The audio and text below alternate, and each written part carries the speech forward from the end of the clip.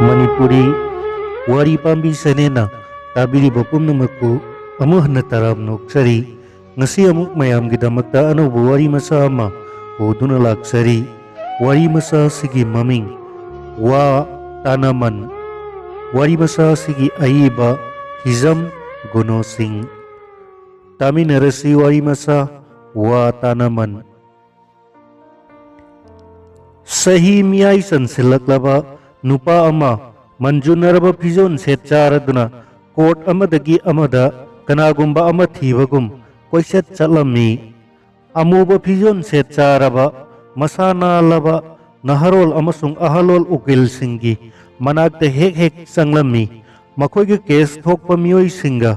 वतान हाइदानबदो हेक हेक तारुई अदुबु मखोइ सिंग अदुगी मफमना महाकना वा अमता हंगलुबदी तौरमदे मंगानी तरानी उरुद्रबसु अहलसे नोंग नत्रग नोंग अमदा अमुक हेक्ता थोलक्लम्मी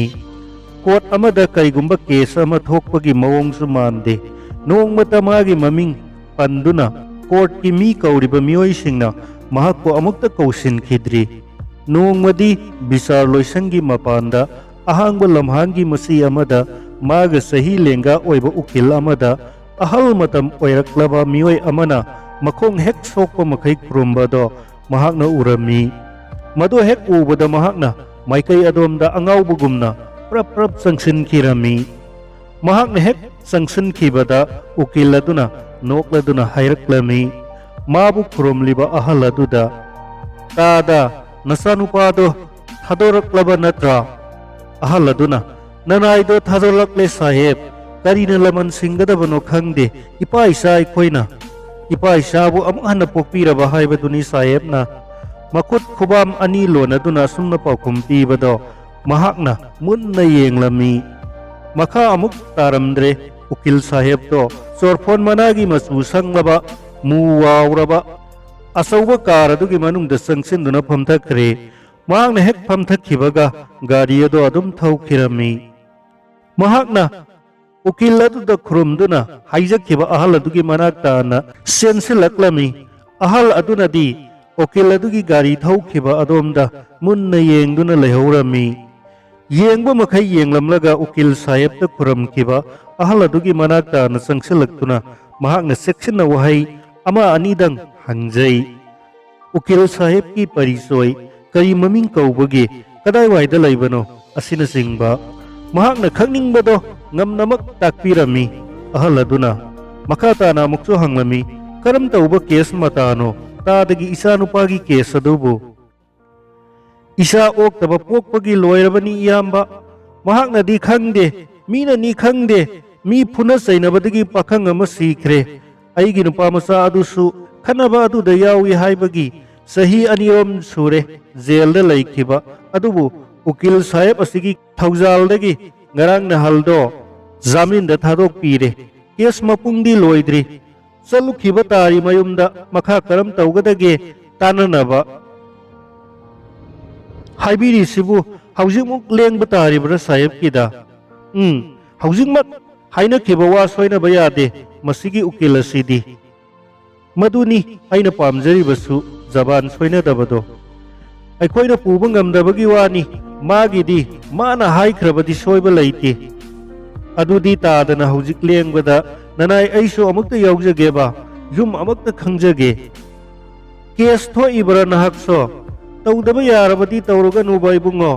सही अनी से थबक्की मना अमत सुबा ngamद्रबनी केस असिगी हक्तक्तगी नयामबसु नुपा अदुना मखा पाउखुम अमुक पिरक्लमदे पाउखुमगी महुत्ता महाकना मखा वाहंग अमा अनि हंगलक्ली तादा फदी फबा जाला मसिगी पिल साहेब असिबो फै हाइनै वाथोक लानथोकपा मिसिंगना आइसु अदुम यामना मुन्नदी खंगलमदे अहानबदा हंदक्की केस असिगी मतांगदा मियामना हाइनरबनी नसा असिगी केस असे ख्वाइना खरा लुई हाइनबनी उकिल साहेबनसु अराइबा केसती नते अदुम ताकपी जामीन थाबा ngamnaramdrabani उकिल अतैना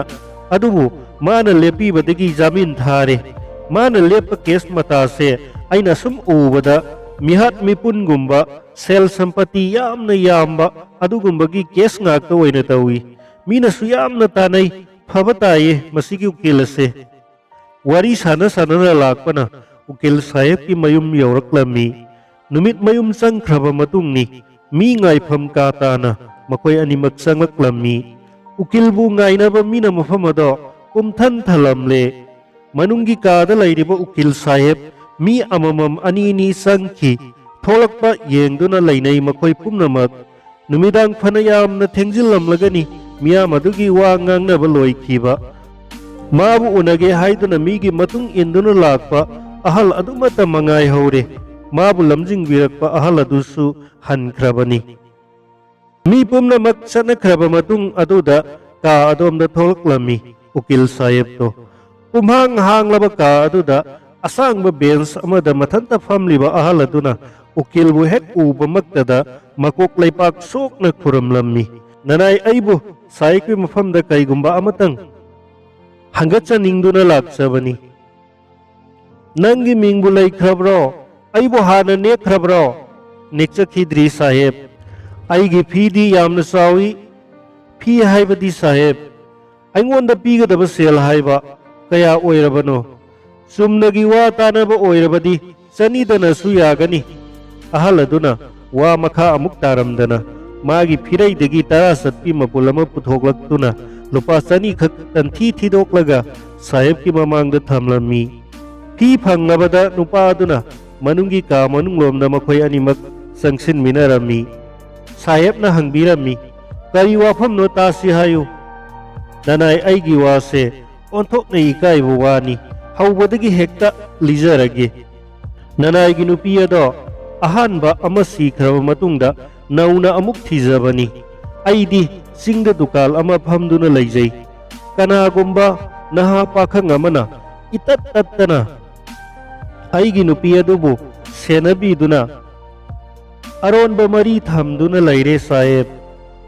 ukil saheb mamit mana chap yunglami magi table mathakta khilliba tanau tanau robi kanagumbi amagi photo adomda sangkrik yenglamlaga apakpa table aduda makut yetna tap launa khangthin thillaga khanglau laurami hawjik phawbu nupa adugi mathwai laudribro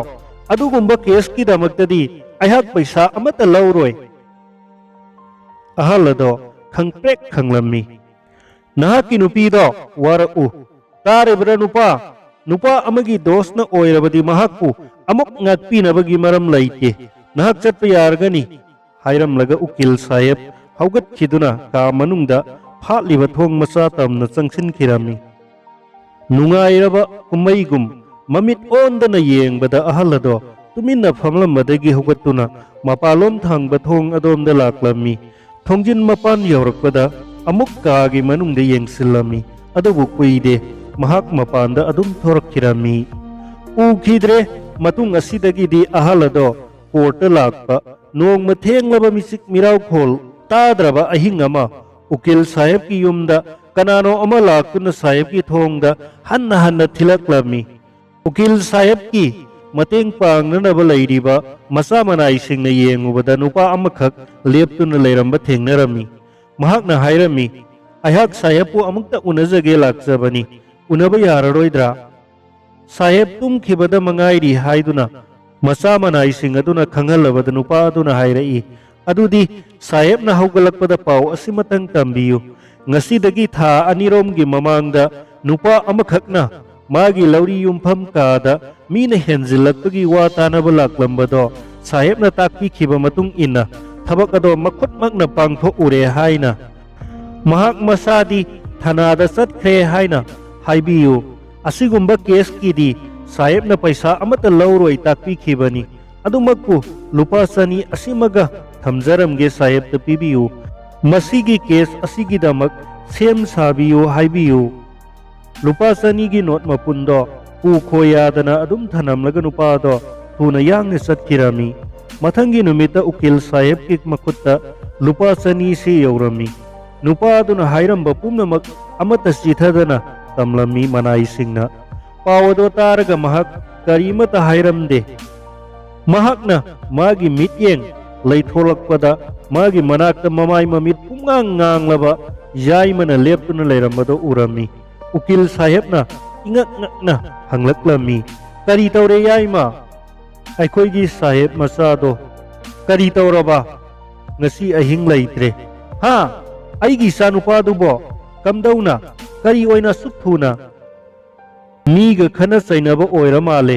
mina thangna yanba oira male migi ingkhol nungdani athengba ahingdani masak khangdaba nupa amana taklei saheb ki quarter da laktuna aina satkibada saheb masagi hakchang do doctor khana yaukhre aihakti thana gi gari da laksabani ukil saheb to paw do tabada chaukri da adum tusinkhre paw tamlamba yai mana chensin don ukil saheb pu kon khalaga atai masa manai singbu koikau kaurami